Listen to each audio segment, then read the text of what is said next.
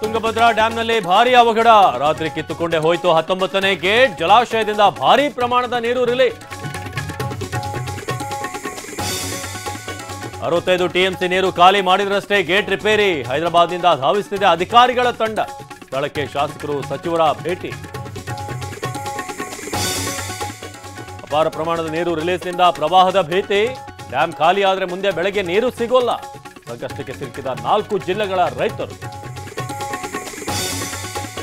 ಅದಾನಿ ಷೇರು ಹಗರಣಕ್ಕೆ big twist ಅಕ್ರಮದಲ್ಲಿ SEBI ಅಧ್ಯಕ್ಷೆ ಮಾಧುಬಿ ಬೋಚ್ ಭಾಗಿ ಹಿಂಡನ್ಬರ್ಗ್ನ ತನಿಖಾ ವರದಿ ಸ್ಫೋಟ